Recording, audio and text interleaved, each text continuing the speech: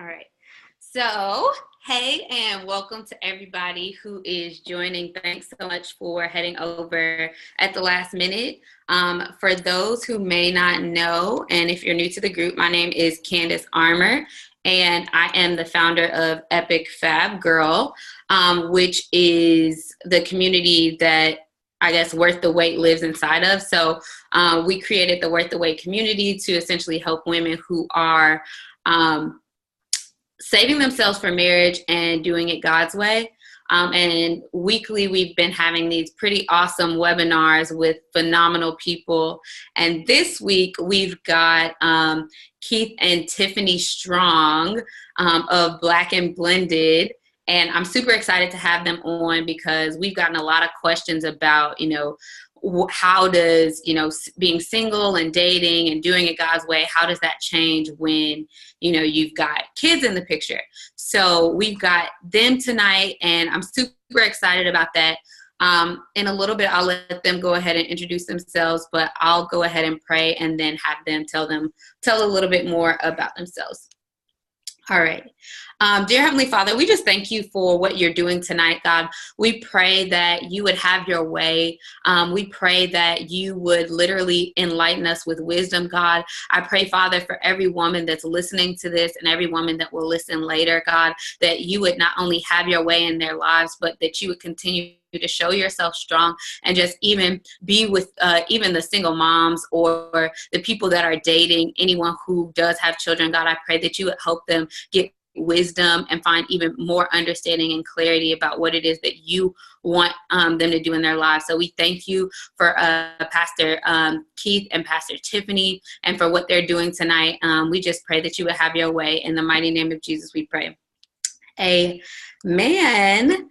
So can you guys go ahead and tell us a little bit about yourselves and your business?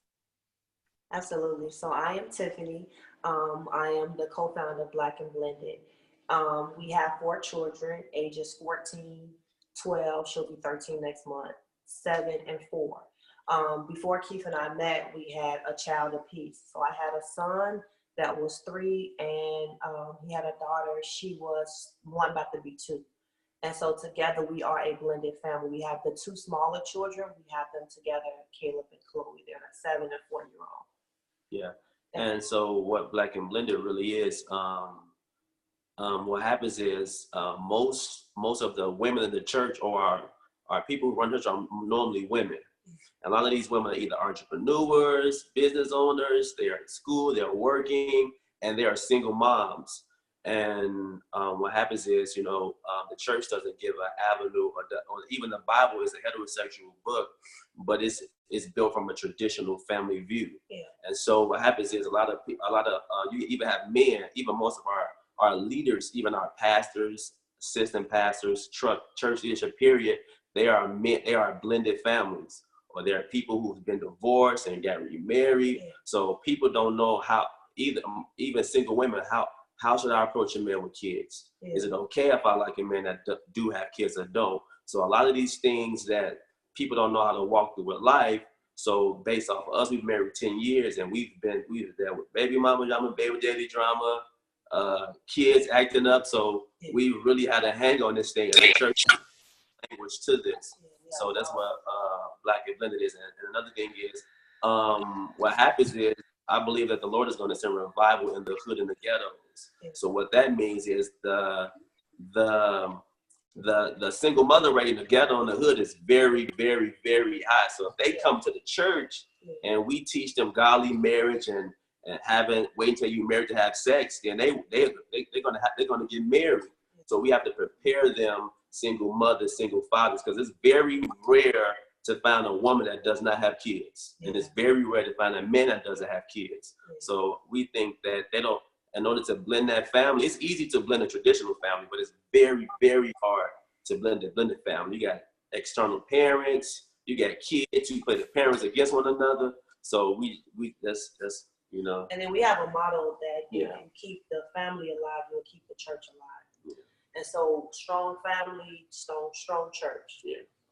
Yeah, that's really good. I really like that you guys are doing that, and I actually read a statistic like a couple weeks ago when I was reading this book, and the book was written in like 99, but it was talking about how the statistics of like, you know, the family as we know it, like a mom, a dad, a sister and brother, like that it wouldn't really like the ratings for them were going so low. Like you're going to have so many single moms, you're going to have so many, you know, stepmoms, stepdads, and it really kind of changes the trajectory of people's lives, and it changes a lot, but it's not necessarily something that, you know, we talk about in the church, but it's not something that people talk about in general, to be honest, like how to deal with it. And I even come from a blended family. Like I have two older siblings, and it's, you know, it's been interesting growing up and we've learned a lot, but it's definitely one of those things where, you know, you need godly wisdom on the matter. So I'm excited about what you guys are doing. Could y'all tell us a little bit about, I know you guys say you each had one kid prior to meeting, but could you share with us like your love story, how you guys met, and, you know, how y'all figured out that y'all were the one? Yeah. So I was in well, at the time it was called World Deliverance. And I just got saved. I think I may have been like 22, 23. And my son, he was 1 year old at the time. And so I was going to the church and just fully, one of the things I did was I prayed that God would cover me up. So I had my share of being out in the world and doing all type of foolish stuff. And so I experienced going to clubs and all that at like a very early age. So at this time in my life, when I, you know, got saved, it was like an eye opener to me. And so I had a child, and so I didn't want my son to be involved in, you know, foolishness. So I decided to give my life to God, and I was walking, and, you know, just on a really like an eye opener path. And so when I asked God to cover me up, I believe that's exactly what He actually did. And so I wasn't even really thinking about a guy, wasn't interested, you know, I just was on my newfound love, which was God. And so Keith went to the church as well. He was like visiting back and forth, but then he started frequently going. So we saw each other. So like, and you know, my son would come to church with me, you know, on Sundays, and we used to have church Sundays, Thursdays, Tuesdays, church all the time. Every day was church. And so, you know, that's how we kind of met. And it was kind of weird a little bit because somebody we knew was having like a Valentine's Day party. And it was my best friend's aunt. So it's almost like my aunt and family. And they were having this really big old Valentine's Day party. And I wanted to go. And at this time, James was 3. He's 14 now, but he was 3 at the time. And I'm like, I want to go. And they was like, well, you don't have nobody to go with. I'm like, dang, I gotta find me somebody to go with, you know. And I'm like, I'm not dating nobody. What am I gonna do? And so they kind of like my friend's husband like got his number and called him, and it was so random. He used to actually come to my job, and he would just come into my job like, hey, I go to church with you. And I'm like, lame.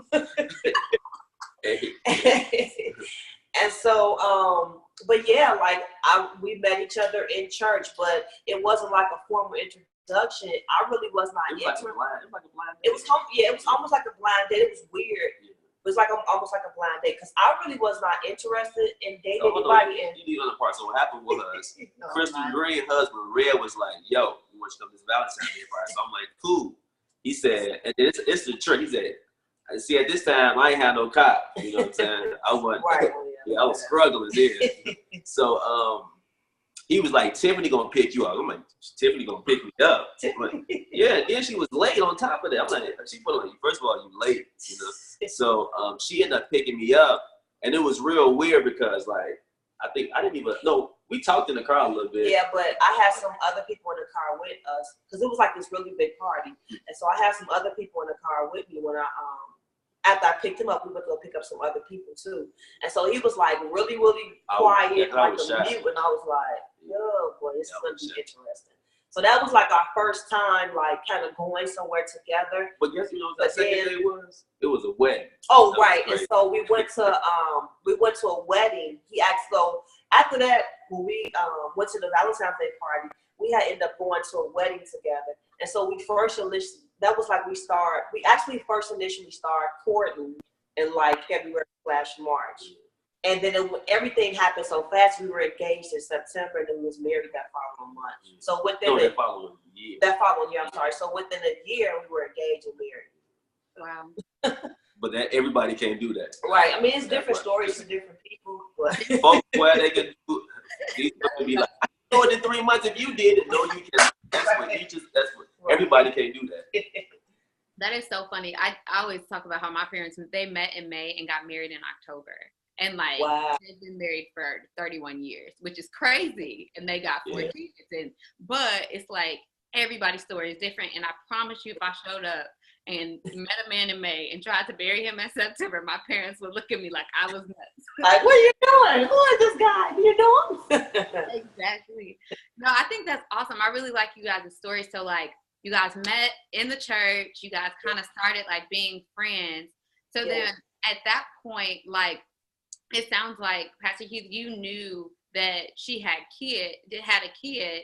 And so how did that change, like, the way that you approached her? Like, how did you approach her? And, you know, at what point did you try to meet her son? I know you saw him. Yeah. So basically, I had a child too, so I couldn't be picky. I know folk be like, I don't want no man with kids, but you got a whole child, lady. Like, people that do that, I don't understand women who do that. But another story. But I had a daughter too, so it made it a little easy because, you know, James, I would see him at church. But what I did was, well, women have to realize that whenever you have a child, it's a package deal. Yeah. And so what happens is I not only show interest in her, I show interest in her son. So if I want to spend time with her, I spend time with her son. We would do stuff together. I took him to a baseball game, just me and him. I spent time with separately. I show interest in both of them. Yeah. And and ladies, that's a red flag. If a man say he love you, but he try to avoid your kids, he said he can't stand kids, or he can't deal with your kid, it's always a red flag. Yeah. So it made it a little easy because we went to church together, but right.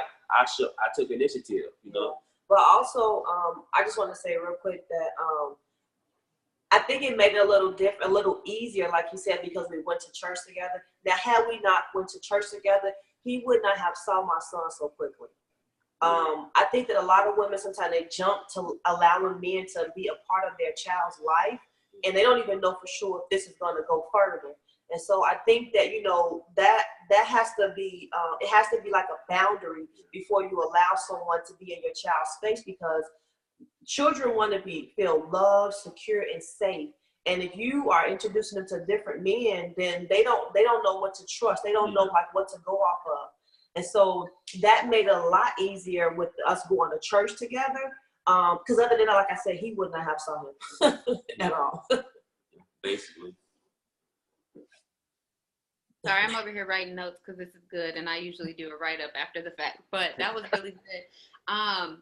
You literally answered the question I was going to ask about how to know, or like at what point do you allow him to, you know, meet your kid, and then what are some things, Pastor Tiff, that you should pay attention to, like if a man is pursuing you, in relationship to like your child, and does it vary based on their age, like I would really watch like a lot of red flags, and you really want to use discernment. You don't want to walk into something, and you want to know really what you want.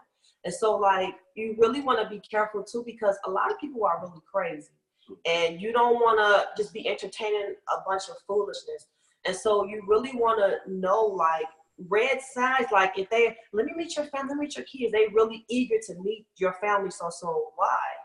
Like, I don't even really know you. Why do you need to meet my family so soon? Like, who are you? You know, like, what is your motive? Like, what are you trying to get at? You know, you really want to pay attention to that, because everybody, like, you really want to use wisdom, godly wisdom, especially discernment, because people that go to church can still be crazy as ever, you know, and still act like they want to be with you, have good intentions with you, and their motives are all the way off. And so you really have to protect your child, especially if they don't have their own biological father or a male role model in their life. You have to protect that child, because if you don't, you allow, if anybody is showing interest to your child, you'll run with it. Like, oh, well, they want to do this, they want to do that, but you got to watch that. So red flags is somebody that's being too thirsty, to me, to interact with your child. Too, you know, you want to watch that. Can I piggyback? So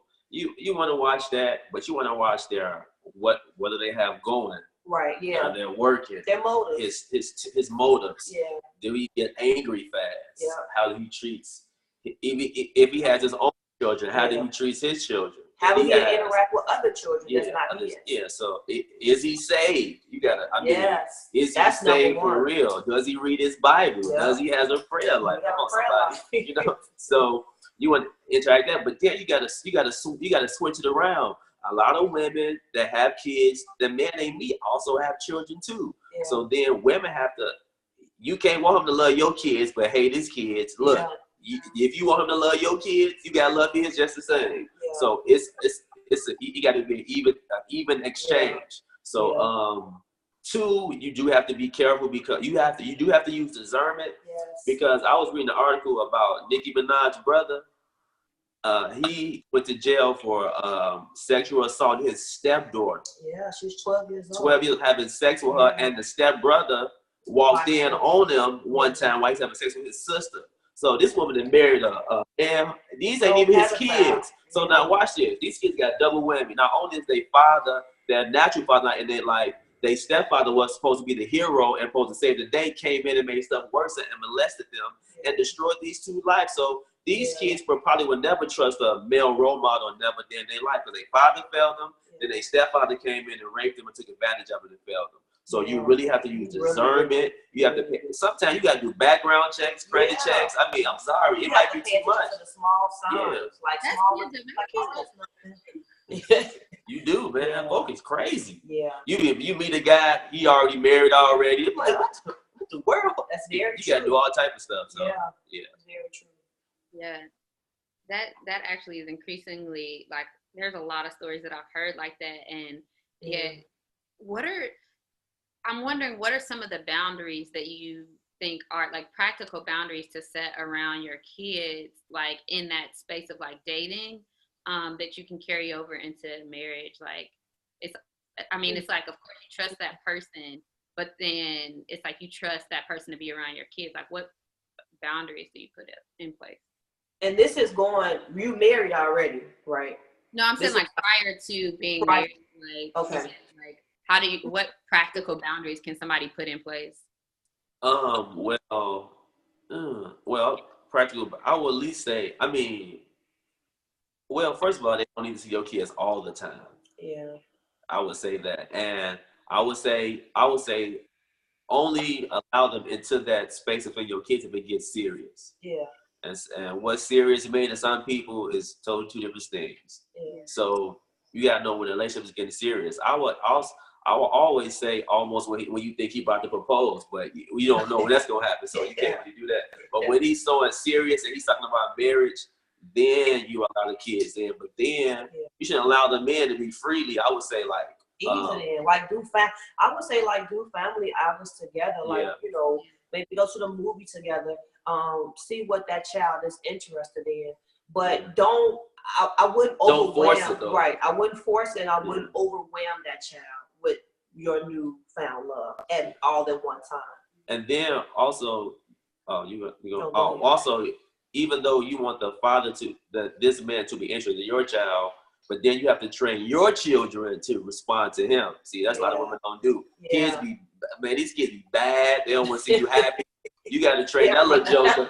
You got to run and train that little joker like, look, be open, be nice. Yeah. Teach your kids some manners. Don't run them away now. This can be a good one. So. Especially if you have older kids. Yeah. Because older kids, it might be a little harder because they already kind of set in their ways. When our kids met, they were still small. So they were just happy to have a playmate. or just happy to, have somebody else to love them. So, because they were just 3 and, 1 about to be 2. So they were at a very, very young age. But like when you have teenagers and like 10, 11, they already kind of like, who is this? Like, who is it trying to take my mom away from me? Or vice versa, trying to take my daddy away from me. And so you kind of gotta, kind of, not so much play tug of war, but. So with boundaries, I would just say just be cautious. Yeah. Don't give in too much. Yeah. But even though the children have to warm up, he has to prove himself. Yeah. What people don't understand is when you become the head of a household, blended or not, it's your responsibility. Yep. If stuff don't go right, if that child end up in jail, I'm blaming it on you. Yeah. It's your responsibility. So whoever this man is has to take full responsibility. He has to initiate it. And basically, he got to win that child over. I don't care. I told one guy, he's like, the kids are older, I'm long distance. I say, well, it's Christmas. Send them jokers some gifts. Yeah. Let them know a card. You got to win these kids over. And a lot of men don't want to do that. They just want to win over, but not the kids. So, of course, with boundaries, but just proceed with caution. Like she said, family outings.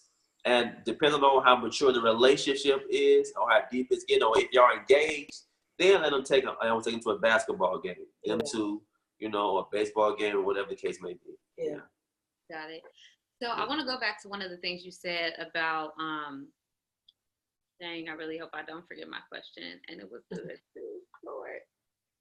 Oh, about making sure that your kids are like treating the other person well. What other conversations like do you have with your own child prior to like to kind of prepare them for, that other person? Like what kind of conversations were you having? So, okay, so with me, when my son started getting a little bit older, he would ask questions like, well, why it just didn't work with you and my dad? And why this and why that? And I had to just give him honest questions like, well, things happen and, everything, it just didn't work out with me and him. I love your dad. And, I'm glad that, you guys have a good relationship, or even if you guys don't have a good relationship, but this didn't work. And so this is, this is your stepdad. And I want you to, love him and, be nice to him and treat him nice. But it was, like I said, it was easy. It was really easy for him to receive Keith because he was younger. But I lost my thought. I'm sorry. When you catch it, let me So another thing is with the kids, they have to be trained. Yeah, so let me tell you, whenever your relationship, if the child is disrespecting the stepfather or the stepmother, it's because the biological parents allow it. Yeah. So as a biological parent, you got to say, hey, this is what we're not doing. This is my husband now. Yeah. You will respect him or you will respect her. You will not talk down. The other parent has to set those standards and have to let that child know, hey, me and your daddy over with. I know you sad. Yeah. Hey, you know what I'm saying? It ain't work out. But, I mean, the other parent really has to set those boundaries because if not, that child will run over that step parent. Yeah. And then the spouse will be looking at then you look at your husband like, you ain't going to take up for me? And the child just running loose doing what they want. So that biological parent has to set the boundaries for the step parent. It has to put their foot down and let them know this is what we're not doing. This is what we are not tolerating. And this is how our house is going to be ran. And even when that child goes over to the biological family's house, okay, so don't talk bad. You want to have a communication with the biological father, like we're not bad mouthing each other. So you don't go talking bad to the child about me and vice versa. About me. Right, or about, like, they have this little thing, what goes in the house, stay in the house. But it's like, you want to know when my son, when he comes home, okay, well, what was going on? You do want to kind of understand what was the language of going on because now you have to retrain that child when it gets back into your home.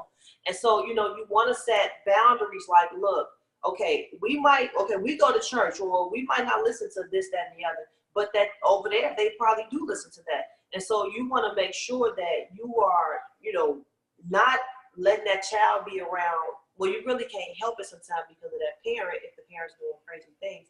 But you want to make sure that you guys are kind of on one accord. Got it.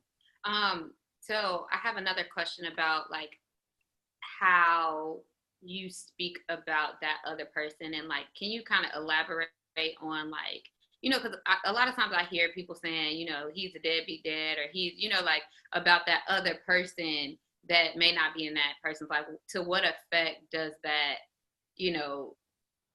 like, how should you train yourself to not, respond that way, even if maybe the father isn't really, being the way that they would desire? That's a good question, because like even with us, currently, my child's father is not hands-on with my oldest. And it's hard, but even however I may feel with different things, I will never speak negative about his dad to him. So like if I feel like, oh my God, he should have did X, Y, and Z, I wouldn't speak like that way to him, because our oldest is 14 now. And so he's already developing into a man. So he's already kind of getting a vibe of how his biological father already is. So it doesn't mean like he doesn't need me in his ear like he ain't no good, he a deadbeat, he this, he that. Like he already kind of got an idea of how his biological father is, because for one, he's done several letdowns. He's done no call, no shows and all that stuff. And so he sees that parent that's actively involved in his life, which is his stepfather, which is my husband. And so, I don't have to speak negative about his dad, because it already shows. It already shows in his actions. And, vice versa, like even with his daughter, like she's a pretty good mom, but like you don't really have to go into that negative stuff. That doesn't do anything actually to me but damage that child, because that child is like, I kind of grew up with my mom telling me negative stuff about my father, and it's not making that parent, it's not making you look good, it's not giving you extra brownie points for bad mouthing at the biological parent. So it's like you need to pray about that. I even tell my son to pray for his dad. Pray for him, keep him lifted in prayer. You never know what situation that he's going in or going through, or even how he's actually parented. A lot of times we don't know how, like he can only give him what he had. So he doesn't know how to be a good biological father to him. And so I thank God that I do have somebody to step in and be that positive male role model that he needs, because I can't teach him how to be a man. And so, like I said, I extend and let him pray. He prays for his dad, and we keep him moving like that. But I don't speak negative, and I wouldn't advise anybody to speak negative to their child about their dad. If even if the dad is setting them up, I would just say, hey, I would try to see if you have a child and your child is waiting for that parent to arrive, and the parent's like, I'm not coming, I'm gonna be there, and playing all these back and forth games. Maybe you can say, what, don't worry about it. Let's me and you do something together, and try to ask God for godly insight on, strong positive role models to be in that child's life, so that void that will feel like left out, God will begin to fill that. Yeah, that's really good. One of the questions I have is about like discipline and how you deal with that other person disciplining, like, and what point are they able to, verbally, and, I mean, I got whoopings, but now this day, I don't know if people be giving whoopings. So I don't know. Let me kick this one off. Well, one of the things is, I don't think that every child requires to get a whooping. See, what happens is, what single mothers do is, they're used to being single, and they strong black woman, and they're in a daddy too, which is not true. You know what I'm saying? I'm your daddy too. That ain't true. And they women are strong. They are doing much. They run businesses. They go to work full-time, school full-time, and raise kids with no help from the father, which is phenomenal. But what happens is, when they finally do get married, they don't know how to relinquish that control. Yeah. You can be daddy of the year, but don't whoop them. Like, wait a minute. That's what she used to do. You can do all this, but don't you chastise them. So, of course, we both have two different ways of discipline. Our house was more loving. And I grew up, my mother was not that loving, but she was disciplined. You know what I'm saying? But at the same time, what black women do, what all women do is, if your firstborn is a boy, single mothers love baby and boys. I don't know what this is. They love letting them, I don't know. So what happens? No, they do. Ask all of them. They tell you like, yeah, I let the boy get away with murder. If you're the firstborn, they let the firstborn boy get away with murder. So discipline, like.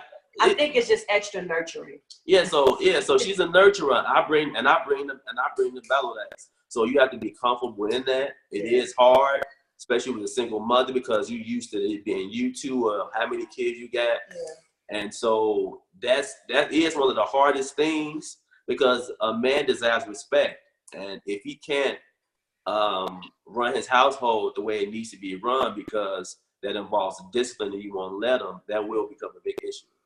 Yeah, so they have to come together like, look, you got to agree to disagree. I like the way you do that and that. Don't beat them. You know, we can try some alternatives. But sometimes some kids need to be beat. You know, they need a little whip.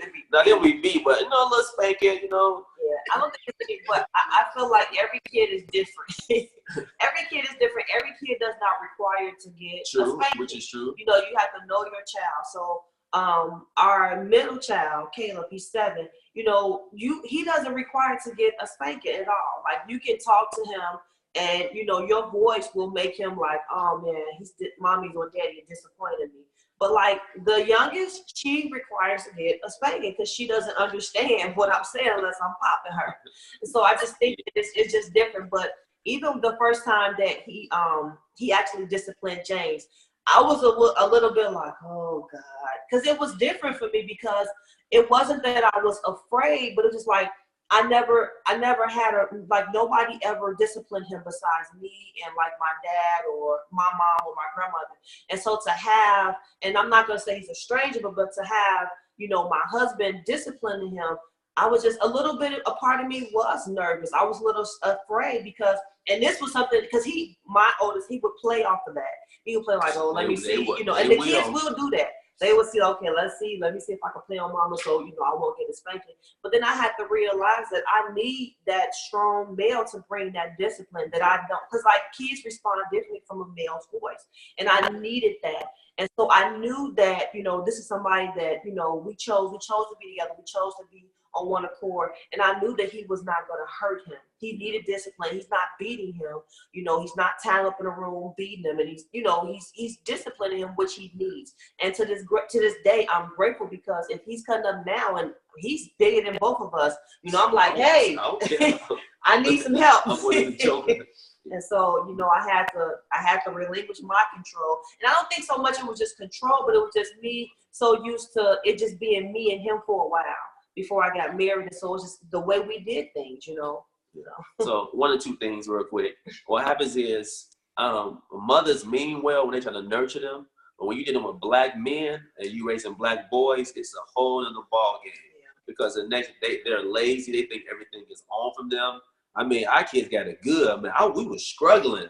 I mean, we was poor. So now the life they live, they get phones, they got a nice house, they go to good school, they get what they want. So what happens is they will grow up and they think life will be handed to them, especially when you're a black young man, and you would be truly, life will throw you a curveball. So my thing is, not only I try so hard because if you're, you know, back to statistics, girls always do better than the boys. They always go to school. They mature faster. So you have to be on. If you got young black sons, you got to be on it. You got to show them respect others. You got to show them. You got to work hard for where you want to go. You got to do that, because if you don't, they will get in this world. They will either be mama's boys and don't know woman want no mama's boy. And they'll be lazy. They won't be able to. So you want to raise up godly men that work hard, that hustle. Another thing is, I remember when I first James, his real father was like, asked me, he whooped you. So he came and asked me. So he told me you whooped him. I was like, yeah, I whooped him. You see that room he got? I paid the rent. You see, you go to this school. He wasn't doing nothing. Had the nerve to ask me, did I whoop him? And I looked at him like, oh man, we almost fought that day. You know what I'm saying? But I'm like, dude, how you going? You don't even do nothing. You know what I'm saying? So, you know, I had to bring her on back down, you know, but I mean, you really, you know, true, they got to be nurtured. You got to be emotional. You got to show them love, but you got to discipline them. It's needed. It's needed. Yeah, that's a good segue to my next question. So how about dealing with like baby mama drama or like baby daddy drama. I guess you don't ever really hear about that, but how does that work? Well, it depends on the. I mean, can you go in that? Depends on the situation. People have ex-wives. I mean, that thing can get a headache, especially if you pay alimony, all that. So with me, I have a daughter, so I do pay child support. If you dating a man and he has a child, he ain't paying child support, that's a one big red flag. Now, if he is taking care of that child and you can literally see that and he's showing you, then that's different. Yeah. But, you know, I pay child support, so that takes out of our home. But it's been coming out so long, I'm kind of used to it. It's just out of sight, out of mind. Yeah.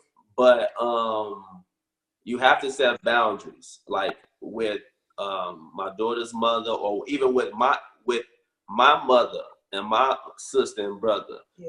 I don't play no games. Don't you come bow mouth with my wife to me, don't you come sit out. You got to set boundaries. You can't let folks say what they want, do what they want. On me, I set strict boundaries, and I don't allow a lot of foolishness. And that's what you own, especially as a man. That's what you have to do, because let me tell you something. These biological parents will run your crib. They will run your house. They will bring your kids home whenever they feel like it and do what they want. And they'll be causing chaos in your home because you didn't set boundaries with them. Yeah, and like with me, in the beginning, you know, I didn't really set boundaries. Hello.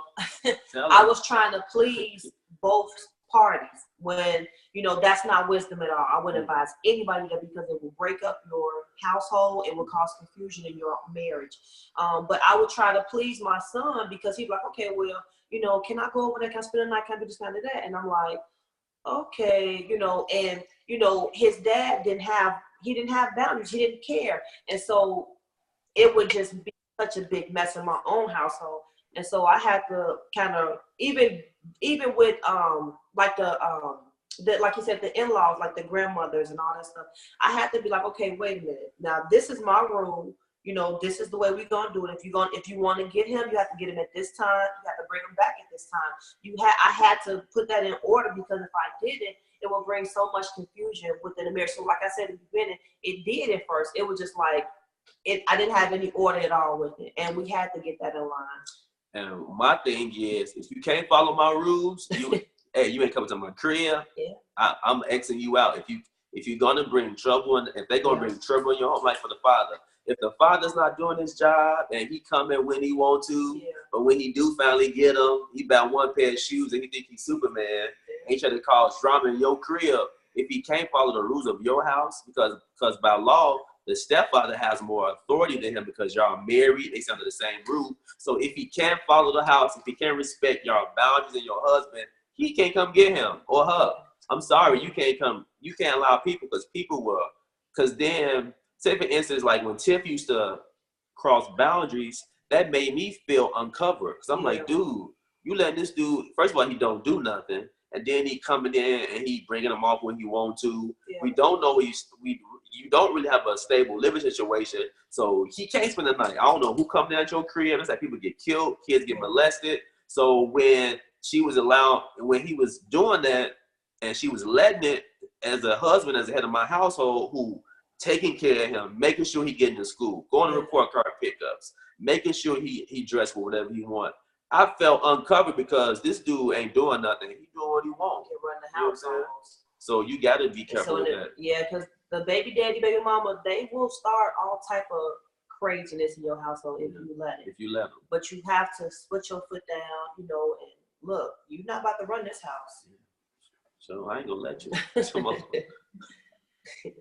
I'm trying to make sure we get, I think we have one last question that I have on the list. And it looks like Sasha had a question, but I think it got answered about setting boundaries with the other child's parent if you're co-parenting.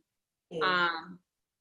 So this question was from somebody in the group, and it says, I seek to involve a Christian counselor in our life to help my 7-year-old daughter heal her father wounds and disappointments, to cultivate her developing mind, and to give her the tools she needs to process the past, present, and future. The idea that she will be healed before I am ready for a relationship and establish healthy communication. So she wants her,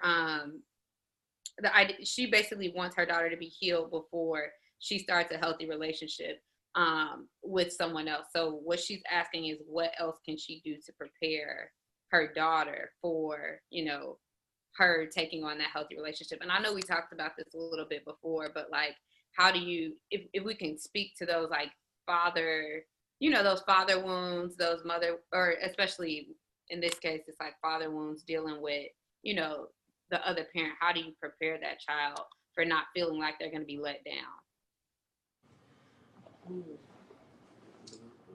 Oh, well, basically, I hope, they are Christians. They do know the Lord. It's going to take prayer, some counseling. I think she said she was getting counseling. It's going to take much prayer, but it's going to take patience. Yeah. Because what happens is because she's going to meet somebody, but whenever you're a single mother, you have to put your children first. Yeah. So what she's going to have to do is you have to be patient with your daughter. Yeah. Now, hopefully your daughter don't take 20 years, to get it together, to love for you have to wait that long. But you have to be patient with her, and you have to really be cautious. And the main key thing is patience, because even if you do meet somebody, you now have to then pray about it and see how you're going to introduce your daughter to that person. Because if she has wounds that hurt from her regular father, but see, this is one thing women have to understand is, this is my story. I met my father like 3-4 years ago, and what women tend to do is they be so when the biological father drops the ball, they be devastated. But sometimes it was the Lord, because say something. Some of these dudes so dysfunctional, jacked up. If my father would have been in my life, I wouldn't even been saved. I would have been, I don't know what, I would have been a heathen. And so what God does is he takes that man out, and he'll bring you a godly man that would, like for instance, like James, like I know his calling and his destiny. I know how to pray for him. Prophetically, I know where his destiny is. So now I know how to lead him into that way. But his father is not saved. He don't know what he like. He don't know what his destiny is. So he wouldn't be able to lead him in the right path according to what his destiny is in God and Jesus Christ. So sometimes it might be hard, but what I'm saying is this could be the Lord. That man destroyed that child. And one of the best things God could have did was let my father reject me. It didn't make sense then, but now when I look at the big picture and I see what God is doing in me, I see even my mother. I got mother wounds. So even the rejection from my mother, I see it makes sense now. Now when I was going through it, I was like I had all resentment towards her. But now when I see what their rejection has brought me now, it all makes sense. So you have to keep that in mind. Like sometimes it be God keeping these men. Some of these, like for instance, some fathers molest their children, real children. You know what I'm saying? So sometimes God be snatching them out just to save that children's destiny. But I'll definitely, like you said, patient. Like you definitely have to be patient with her, and don't try to rush anything. Talk to her, ask her how she's feeling about certain things, but just be patient. And spend time, praying and asking God, when is a good, perfect time. And don't be so quick to introduce someone to her. Just allow the Holy Spirit to really move with that, because I see that you already in Christian counseling. So, I mean, that's something good that you are already implementing counseling with her. But I would definitely say just give it some time. And one more thing. I think much prayer, because if God sends her a godly husband, he will be the healer to the wounds of that little girl. Absolutely. So that's why you gotta. He could be the one that mends that. He could be the ones that comes in and be like, "Hey, where your father dropped off at, I'm not gonna never do that to you." He'd be depending on what godly man he sends her, and she wait and don't pick a counterfeit. God will put something in that man's mouth and in his heart to heal what needs to be healed in her daughter's life. So that's why you gotta pray too. You definitely do. Well, I appreciate y'all so much. This has been enlightening even for me. Like, I ain't got no kids, but it has definitely been super enlightening for me. And I'm sure it's been really helpful for those who stayed on. I know you guys have your Black and Blended. So if you could tell us a little bit more about how we can connect with you online. And Okay, cool. So when we say that, I got one more thing. Oh, yeah. So for some single women, some people have preference. If you single and you're an entrepreneur and you want to date and you want a husband and you want to date somebody who don't have kids, you don't have to do that. That doesn't make you feel bad. No. That doesn't make you less of a person. If that's one of your preference, you stick with it and don't feel bad. Because some people don't want to share. Like, if a dude got 3 kids, 3 different baby mamas, don't nobody want to deal with that. This blended family, you got to be built for this. This ain't for the faint at heart. This ain't for people who confused. So if that's your preference, hey, don't feel bad. And if you have kids and you don't want to date a man with a child, I mean, that's an oxymoron, but I mean, that's just your preference, though. Yeah. So I mean, hey, that's on you. But if that's how you feel, don't feel bad. You ain't gotta. I mean. So women be feeling bad. Well, he's nice, but I mean, to each his own. He got 13 kids, but he's nice. Or even so I mean, to each his own. But how can you find us? We on Facebook, Black and Blended.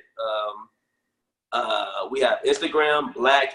I think that's Black N BLACKN BLENDED. Black and Blended on Instagram, and our website is Black BLACK the letter N BLENDED, blackandblended.com. We go live every week, every Wednesday. It's normally 8:30, but Candace is like family, so we pushed it back an extra 30 minutes. And we going on live right after this at 9 o'clock. We're talking about how to make a comeback from infidelity. We started part 1 last week. It was phenomenal. So we're gonna do a Q&A, and we're gonna do a giveaway tonight. So that's how you can reach us. Well, that's going to be awesome. I have one last question because it came up, and I hope I don't forget it. What was it? Oh, we didn't talk at all about how a woman should prepare herself to interact with the man's kids. Because even if, let's say, if you're dating somebody who has kids and you don't have kids, that's always been something I'd be like, well, if a man got kids, I've never been a mother before. So how am I going to, prepare for this man's kids? Yeah. Well, one of the things I would say is, find out what that kid likes. Know the child. Like if it's a girl, see if she likes to go to get her nails done, or see if she just have a one-on-one time. Kids love quality time. You don't have to always so much try to buy them with all these gifts, but just spending time and getting involved with what they like and their interests. So if they're involved in sports, like showing up to that game, being supportive of things they're involved in, and taking time out to be concerned about their needs, and being intentional about being involved in their life. And another thing, like I said a couple seconds ago, know what you can handle. If he has 1 child, hey, that's fine. Now he got 2, they got the same mama, that's okay. But if he got 2 and they got 2 different baby mamas, or he got 3 and they got 3 different mamas, you like, no, that's 2. So you gotta know what you can handle. Yeah. And like another thing. And I want to say this. It is hope for people that have multiple happen. And it is hope for people that have multiple children by multiple men. But I said, know what you can handle. No, I'm just saying it's hope for that. So I don't want someone that's listening to be like, dang, so it's no hope for me because I got 4 baby daddies or 4 baby mamas. It is hope, It can be a little challenging, but there's hope. Yeah. And I'm even a testament to that. Like, my parents have 4 kids together, but my dad had 2 different kids from 2 different women, and my mom had no kids. And so literally, like, God has brought restoration to our family, like, once we got older and, we're able to kind of, now we're, like, closer as adults. But, like, it wasn't necessarily always that way. We had to get through some growing pains, but God can bring restoration to really anything. So absolutely. I agree. Just know what you can handle. Yeah. Like, Mama, you a G. All right. Well, thank y'all so much. I know you guys got to run, but thanks so much. And I'm so glad that you guys were with us today. And thank you for having us. Thank you so much. All right. I'm going to go ahead and stop. All right. See ya.